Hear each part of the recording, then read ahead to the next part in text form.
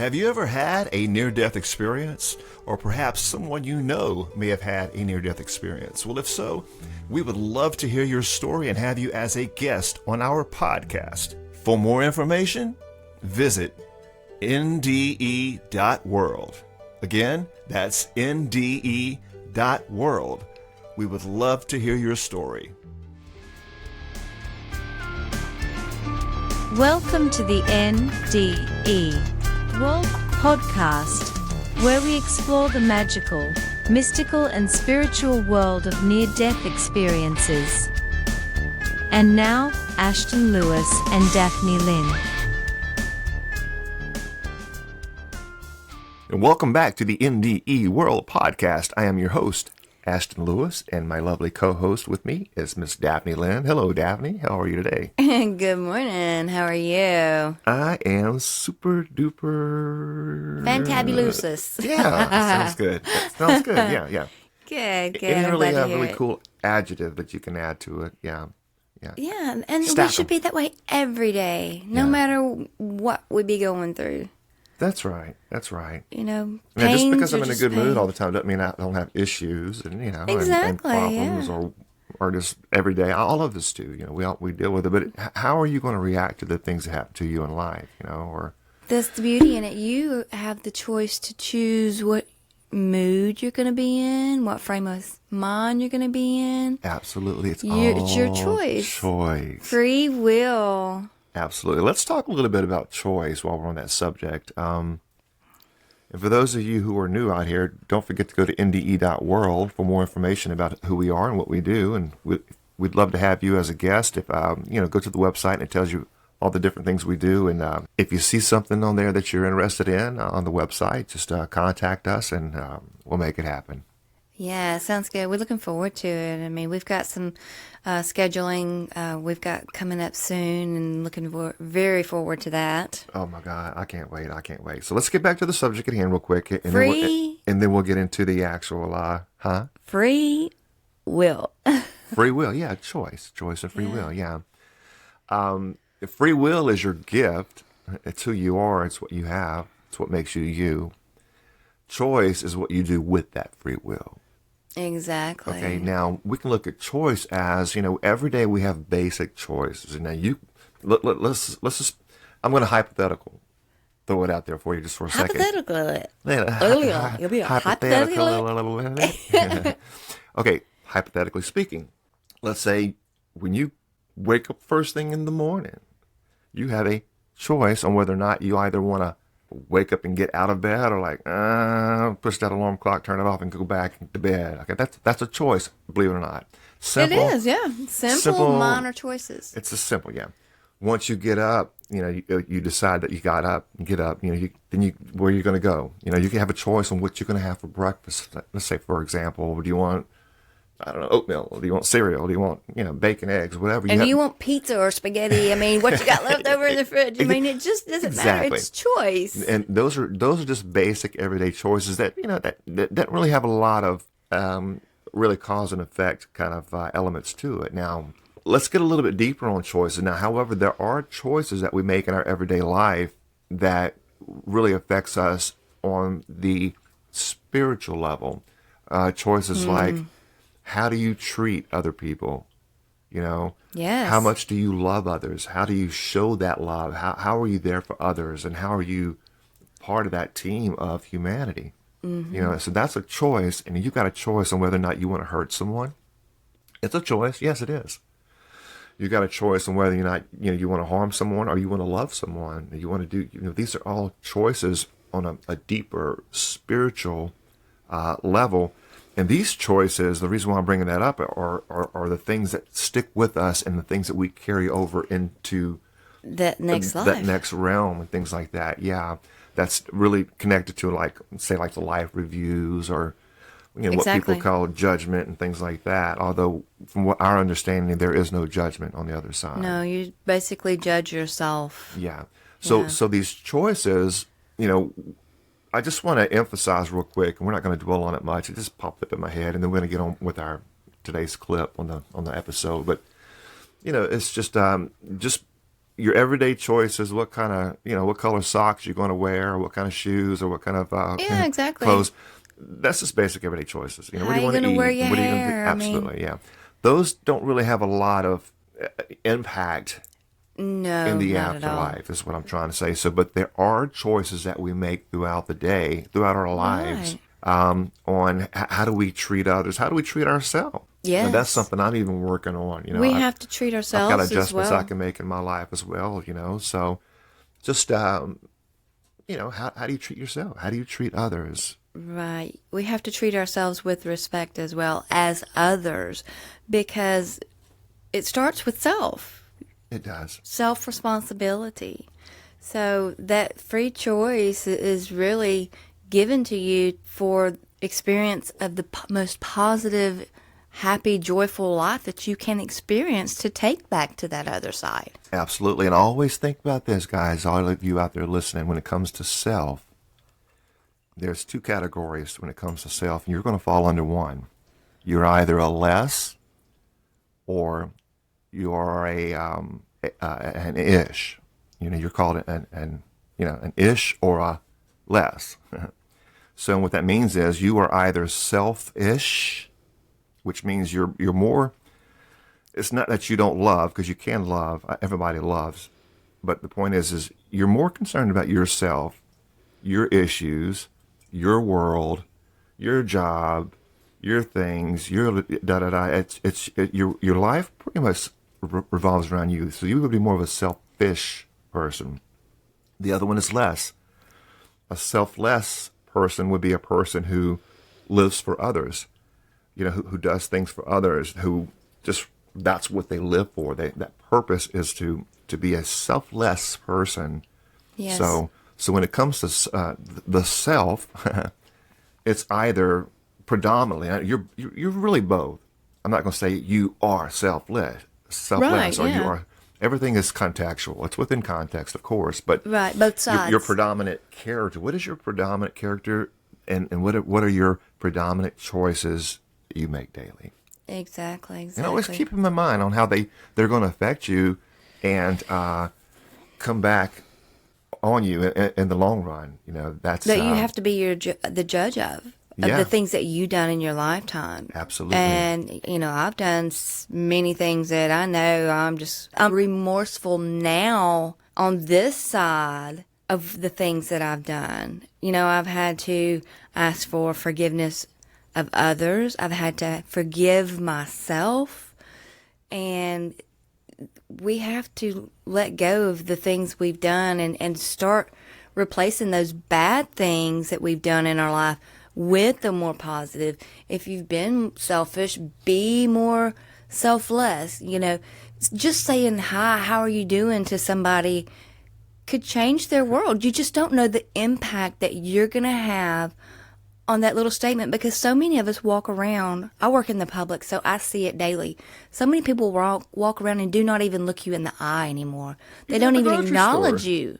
You can go to your local grocery store or Walmart or something. So we're caught up in our own worlds now. You're literally walking past everybody, and it's like you're not even there. It's this exactly. Ghost town, It's a world town. of zombies. Yes, exactly. So when you can look somebody in the eye and smile and just say, "Hey, how are you?" That is a reflection of a spirit.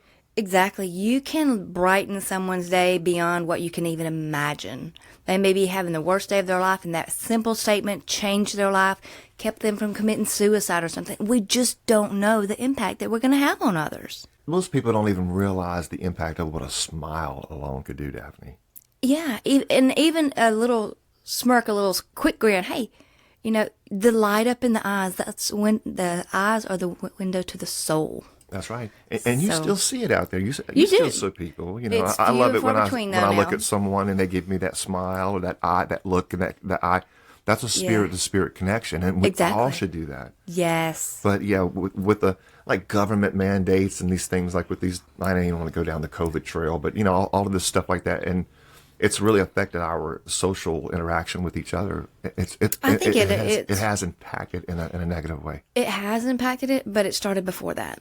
True. That just really kicked it in. But you're right. This has been going on for a long time. Yeah. But that's just like, I've noticed a difference since the pandemics, how it's just really changed. People have gotten really closed off. Yeah. That's when I've noticed it. You know, I mean, I've noticed it for the past 50 years, you know, plus. But, I didn't say 50 years, did I? Shh, don't say that. Oh, goodness.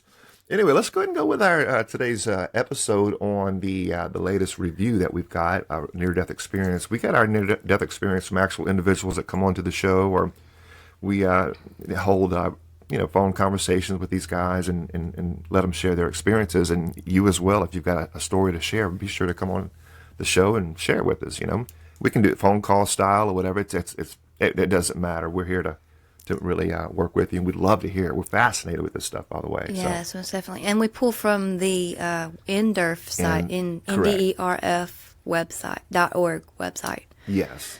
And they have lots of experiences there that you can go on and read as well. Absolutely. In fact, this next clip we're fixing to play is actually from the NDERF site. You know, Dr. Jeffrey and those guys over there. These are actual medical, real-life experiences. Yeah, Dr. Jeffrey Long. Yes. Mm-hmm. Yes. I guess without further ado, why don't we go ahead and just go ahead and get this first clip going. I'm looking at the clock there, and it's a pretty long one, so I think we need to go ahead and get it started. Let's roll it. Let's do it, okay? All right, and we are rolling. I made a pact with God to take me in a major heart attack. I had been suffering physically and emotionally most of my life. The suffering got worse after being struck by a hit-and-run taxi while on my bicycle in September 2003, which led to severe surgeries and illnesses for about 9 years. I knew I was dying. At the start of the 3rd month of weaning myself off of about 15 prescription drugs, I was in strong seizures. I arrived to the hospital on March 6th and had severe seizures after I was taken off of the feeding tube on March 7th. I had my profound NDE at about 2 a.m. on the late night of March 8th and early morning of the 9th, 2012. I recall the seizure coming, and I prepared by wrapping my wrists and ankles with sheets so my body would not flail so much and frighten others. It was okay for me to die. I was tired of being so ill, and I knew I was to die. The seizure began as I finished the last wrapping of my ankles, and I went out. I am in a short void of what appears to be silver gray, very light gray. Then I see that I am standing on a ground that is not earth. I know I have just passed to the other side. I am raptured by the diamond-like ground, with what looks to be quartz crystal, white marble, and even something that appears to be see-through glass. On the majority of the ground, there were protruding diamonds that stood tall, smooth, and glistened so much that I did not want to take my eyes away from this ground. Being the very curious person I had always been by nature, I looked up to see what else was there. To my left, I saw a huge crystal blue sky, a beautiful waterfall with some vibrant green grass around its edges. I saw a huge stone gate that led to what I believed was Heaven's Gate. I looked how far this gate extended, and it appeared to morph into forever. I then heard a voice talking to me. It was the sound of a boom of authority and sweet loving kindness at the same time. It said, "You are here because you have come to me often." I immediately knew all the prayers I had ever prayed had paid off. I had prayed constantly as a child, pre-teen, and teen of severe physical and emotional abuses, and at times depression. I was in a garden of heaven that was at the foot of the entry gate. My body was with a high fever this particular day, and had been iced in the hospital several times to bring my fever down.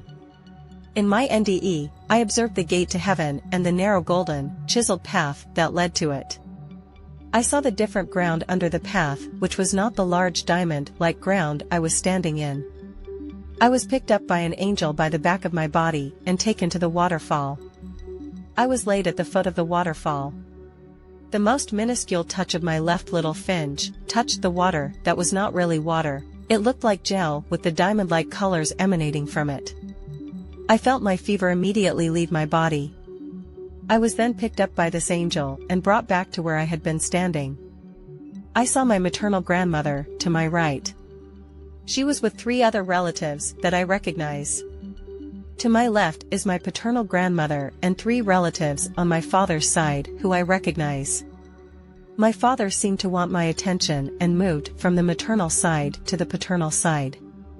Nobody was smiling, and I thought, I am going to have a harsh judgment from God. I can take it. I am here in the garden, and I will take any judgment and accept all my sins as a choice I made when I could have done better. Maybe God will understand what I went through while alive. After greeting my relatives and knowing I had serious work to do with being judged, I stood very straight and tall like a soldier. There was a huge orb of the glistening eye of God that was hovering in front of me. It was so large and filled with the light of diamonds and bright white. I said, I am ready. I know I did bad things. You can judge me now. This huge orb of light, the glistening eye of God, told me to be still. It then told me to turn my head and look to my right. In a millisecond, my head was already looking to the right. I saw several blue human-like beings, with auras of yellow coming out from their heads, shoulders, and bodies. Immediately, I thought that we had all passed away at the same time, and that I was holding up people in the line to be judged. After judgment, I would eventually enter that gate, and I wanted to enter it very much. I turned my head to the glisten of the eye, and said, I am holding up the line. The glisten then poured an indescribable amount of its white diamond-like light onto me. The light was all love, only love, and pure love. It repeated, be still, you belong to me. It then told me to turn to my left. I was then immediately looking to my left. I saw the same human-like beings of beautiful blue. There were rows and hundreds of them. I again said to the glistening eye of God, I am holding up the line. The glistening eye of God said again, be still. I was showered with more light from it, and it was all love, pure love. I could feel my body was erect, tall, and not diseased like on earth. Again, the orb told me to look to my right. Again, I am looking to my right, and I hear for my T, look closer. I then saw for the first time that these are humans I may have known or some I had met. I was then told that I would meet some of these people in the front rows. I saw that they were all made of a sturdy membrane that outlined their entire bodies. The membrane glowed the yellow aura, and the people were all water, like a bathtub filled with pure water. I gave a slight wave of acknowledgement that they were water was registered as I answered in telepathy that I now understood who these water beings were. The orb seemed to be pleased, and then I said again, you can judge me now. Maybe you did not like when I said that I did bad things. I will change my wording to I did wrong things. This huge glistening eye of God then showered me with more healing light, said more things to me, and repeated, be still. I was not sure why I am not being judged. I wanted so much to walk through that gate ahead of me. I could hear the activity behind that huge gate to heaven. The glistening eye of God then showed me for a minute or two what was beyond the gate to heaven. They were beautiful souls, all talking about us on earth, and how to help us. The first thing I witnessed was an oval table of light. These souls were talking about individuals because I heard comments like, she and he need, we have this in place for her, and him. The next table was larger, and those souls talked in a way that I understood that they were helping groups. The third table of light had more souls around it, and they also spoke about groups, and I could sense strongly the seriousness at that table.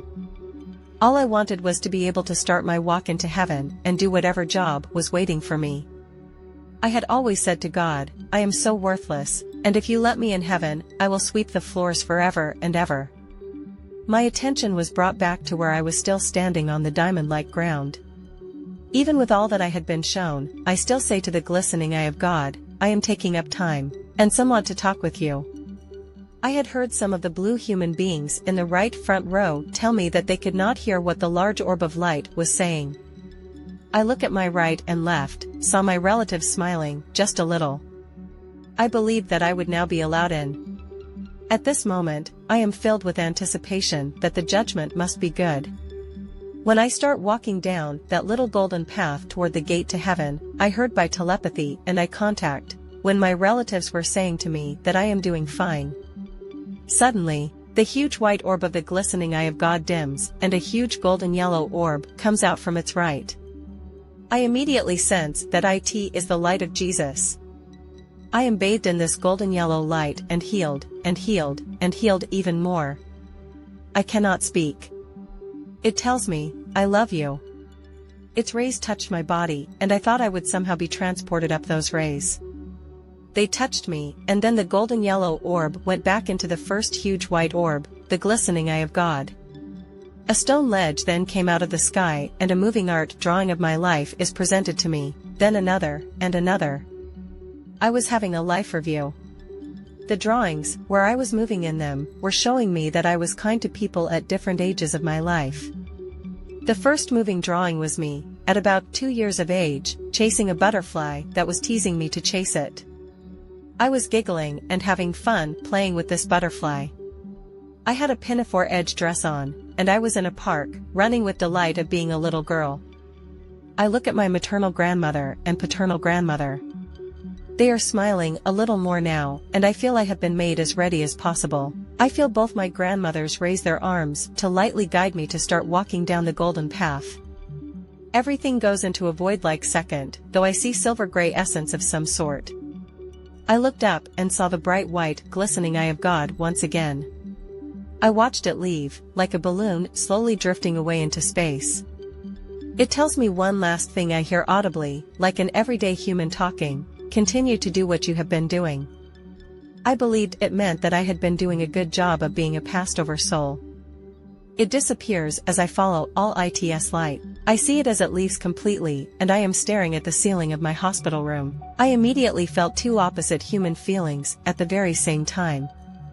I was fully aware that they were opposites, something I had not experienced before, or had forgotten if I had. These feelings were that of complete grief that I had been allowed into the garden of heaven and was in joy. It was a new joy that I had never felt in this lifetime. I knew I had just experienced something phenomenal and extraordinary. The following weeks were filled with my telling everyone I knew what had happened. I have not stopped talking about this NDE.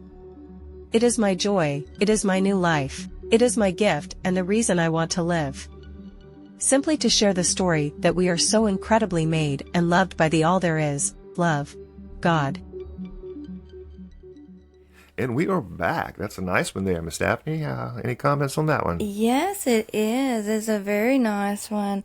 You know, at the very end of it, you know, it was a gift to her to share in her experience with others. Yeah. And that's always something that I like to hear from these experiences, that it's changed something in their life to share with others, to help others, you know, a life lesson for them to change something in their own life.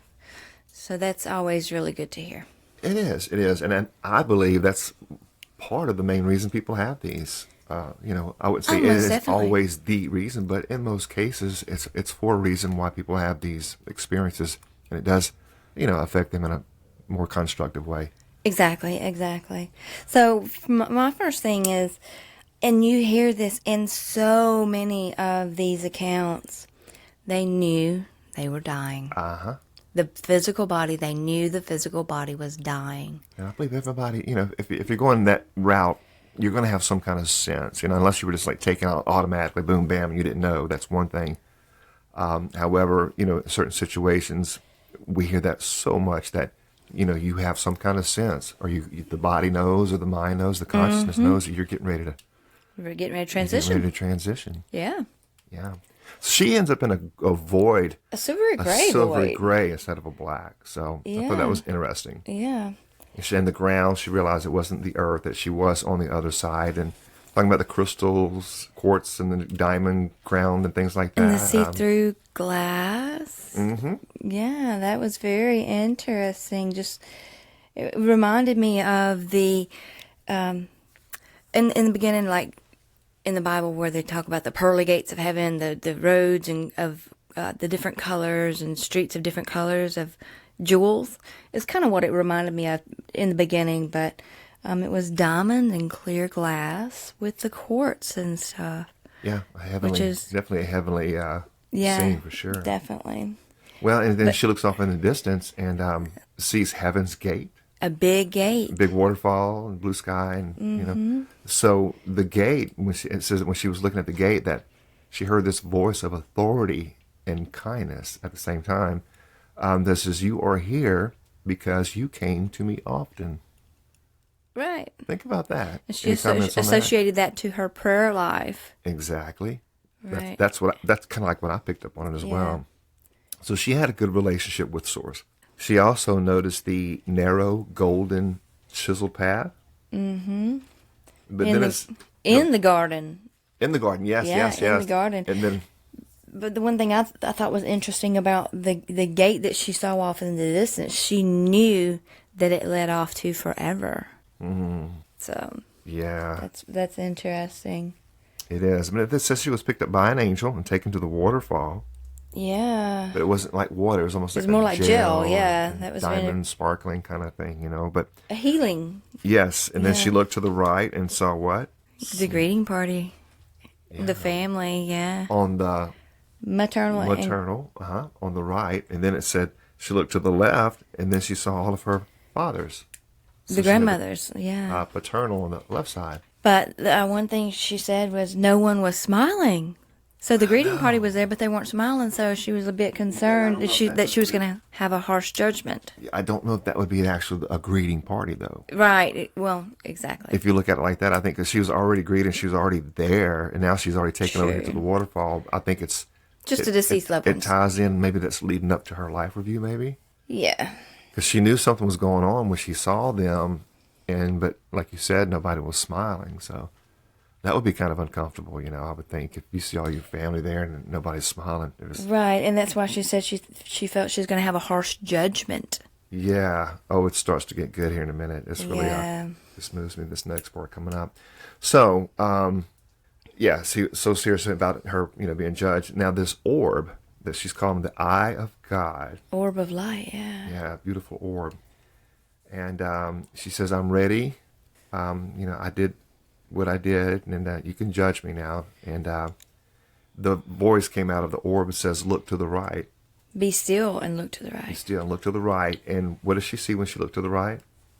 Blue, human-like beings. With yellow auras. With yellow auras, yeah. Interesting. Very interesting that... It said human-like, but not necessarily humans, were they? I mean, I'm guessing... No, she said human-like, yeah. So that was interesting, that the blue light, again, with the mix of the yellow on the aura. Yeah. So that was pretty cool. So now this orb had poured love light all over her. Yeah, she said the light was only love. Yeah, so here it is. She was expecting judgment and harsh, criticism. Judgment, like the churches teach, and right. she knows that she did bad or did, wrong. And I think that's a good tip right there. That's a good nugget. If we all can start looking at the things we've done in our lives, as instead of the things that we did bad, how about we just change that word bad to wrong?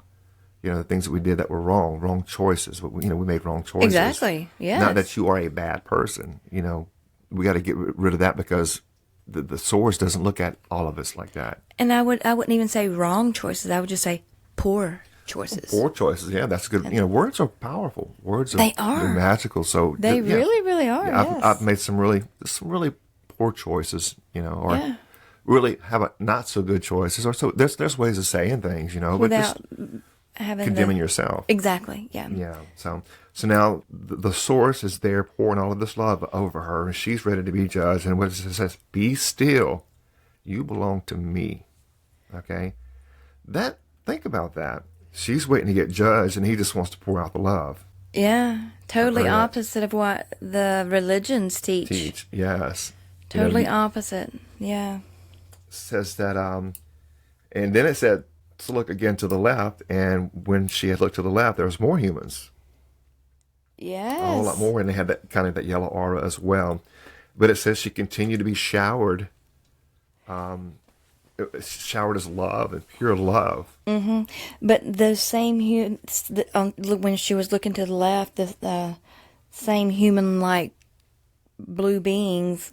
Mm-hmm. But she said there was many of them, a lot more of them on that side.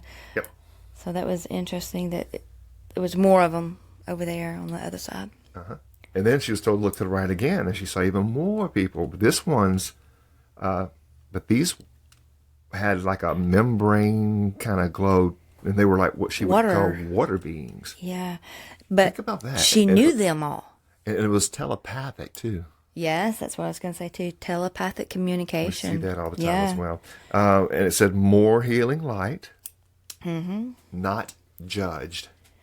Right, and that's what the churches teaches, the condemnation, and that's what she was expecting, was that judgment and condemnation, but she did not get it, just only love. No. So this eye of God orb had showed what was behind that gate. It says that they were all talking about how to make things, a lot of different beings were talking about how to make things better on earth. Would you comment on that, please?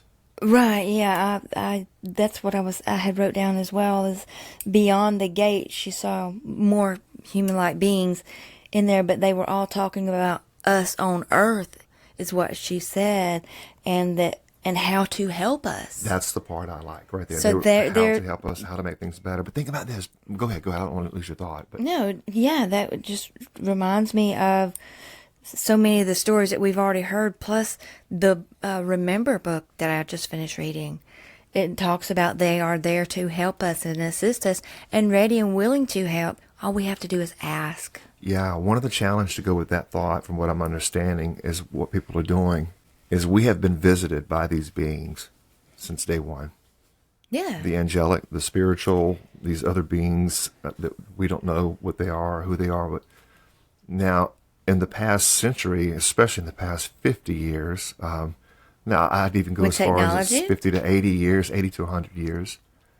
How, like the aliens, they've always had these stories of these beings coming, and they're always here to warn us, always here to help us. They're here to, hey, let us know if you guys keep going the way you're going to end up wiping your own race out, humanity.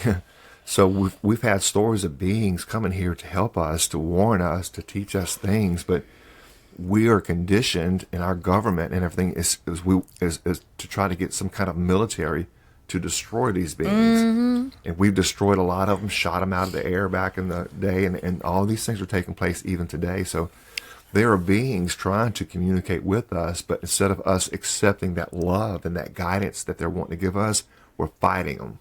We're trying to destroy them. We're trying to kill them. We're trying to take them in and incarcerate them, interrogate them. And, how are we going to grow? How are we going to progress? How are we going to get that from that other side? Unless you, kind of like you mentioned earlier, you're going to have to take that step yourself as an individual and reach out and make that connection with the higher self, beings and stuff like that. You have to do that yourself. Don't wait on the government to do it or the world to do it. It's going to take every single one of us as individuals to let our own light shine. Exactly. You've got to get your light shining. Once your light shines, then you can burn bright. That's right. Then the next one can do theirs and do theirs. That's what it's going to take. Unity, yeah. And that's what I was saying earlier, is even the technology that we have now, you're seeing more and more evidence of that supernatural happening around the world. And there's beauty in that. I mean, there's all kinds of videos out there on this topic, so if you're interested in it, just research it. It's really amazing to see some of these videos that are out there. Yeah, something is definitely going on. So now back to the subject at hand here. Now, that one group was talking about how to make things better on Earth. Now it's talked about the oval table of light, and there was like 3 different tables. I think she had mentioned, but there were different souls at each one, really discussing different things, about how to help the groups out. Right. Okay. And the diamond light ground, of course, was still the same. So I've got here blue humans that could not hear what the orb was saying. You remember when she said that? She said that she was communicating with the orb, and the humans were over there looking at her. But they didn't know what was being said. Correct. They couldn't really hear. So that telepathically, it was that nobody could hear around, but it was between the orb and her. And it just reminds me of the different accounts that you hear of the unity of the communication, that you can single out from the collective. So apparently the eye of God had singled her out that nobody else could hear. So that's very interesting, because you hear so many times of the collective consciousness and communication with everyone there. But she was having a singular experience with the orb. Absolutely. The orb, yeah. And then and then next after that, it shifted over to a telepathic between her parents and herself, and they said that you were doing fine.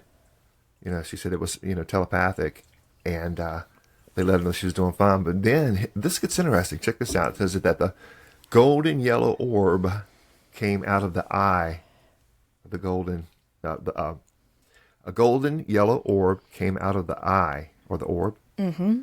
And she says here, the golden light of Jesus. What she called Jesus, yeah. Yeah.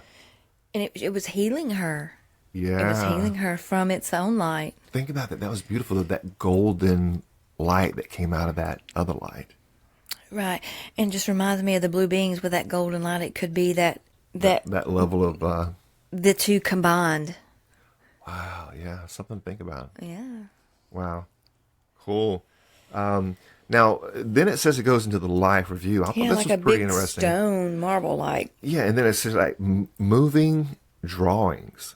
She saw her life like in drawings. Yeah. Think about that. But they were moving drawings and, going through the good and the bad in her life. Yeah, it's amazing that each account of the life review is different for each individual. But hers is interesting that it's on a stone and it's drawings. Yeah. And hers has been all earthly, like quartz and symbolism, diamonds and glass. So hers is more of a marble, stones and stuff. So that's interesting that her drawings took her first to her childhood memory while she was interacting with a butterfly in the park. Yeah, yeah, so sweet. And then it says that the grandmothers at this time started to guide her, and as the orb had started to drift away, it said to continue doing what you've been doing. Exactly. Yeah. That's got to be great to get that from source, and it tells you you're doing good. You're doing good. Right, and really think about this now for a minute, because she went there expecting a harsh and critical judgment. Yeah, so that had to have just really helped her in so many ways. Which is a clue for all of us. Exactly. Yes. Everybody's done bad. Let your light shine, baby. Let your light That's shine. Right. So now we're back in the hospital, okay? And she said at this time she was experiencing the opposites of just being in that place of joy and love and bliss, and then fully aware of grief. the two different ones. Then you got the grief of like, oh God, why do I have to come back here after I was there, and why did I get sent back? And we hear that a lot. So, and she said her purpose after that was just to keep on telling others her story without stopping. Yeah, and like I said earlier, she looked at it as her gift. She called it my gift. And here's what the gift is, and we're gonna close with the actual gift that she gave us, and we're gonna give this gift to you guys, and we'll quote it with this right here, and we'll wrap it up with that. Here's the gift. She said that the source told her, and this is for all of you guys out there, that we are so incredibly made and are all loved by God or source. Mm-hmm. And let me tell you out there, those listening, I'm going to change the we to you, okay? You are so incredibly made, and you are so loved by source. Exactly. Yes. There's the beauty. message that she brought back that everybody needs to know. Yes. Know and that you are loved. You hear that in so many of the channels as well that are doing the channeling from the other side, saying you are so loved, dearly loved ones, it's all beloved about love. ones. We are loved. We are the ones that tear ourselves down. We are the ones that belittle ourselves and hurt ourselves. And each other. And each other. So, yeah, we've got the other side, the spiritual side of us, our higher self that knows that we are loved. But we've chosen to not acknowledge that. That's right. We'd rather condemn ourselves than love ourselves. And me, I'm trying to love myself as much as I can and everyone else lately, because just these experiences has really been a major eye-opener for me in my spirituality. If you can get one nugget out of all of these are coming from the other side. Exactly. That's where your gold is. That's where your nuggets, that's where your life nuggets, life lessons are going to be hidden at. In those, in the higher self. In those other beings from the other side, whether it be the source itself. Right. Whether it be, the source appearing as Jesus, or whatever deity you want. Another very spiritual being, Vishnu, Yes. or Shiva, I mean, Buddha, Lao Tzu, I mean, whoever you choose to have that higher authority, if you have to have that. so we're always growing, always growing. Well, good. With that thought in mind, we're going to go ahead and wrap things up here. We are so grateful for everyone coming out and listening to us on the podcast today. Again, if you any more further information you're looking for, to go over to the NDE.world website. And if you got a story, we'd love to hear it. Contact us, and we'd bring you on the show and let you share your story with us. Yes, most definitely looking forward to it. Yeah. So any final comments, Miss Daphne? Grow, be happy, have joy, be kind, and share that with others. Yeah, don't worry. Be happy. We love you all, and may peace be with you. Until next time. Y'all let your light shine. For more information about the NDE World Podcast, visit NDE.world. That's NDE.world.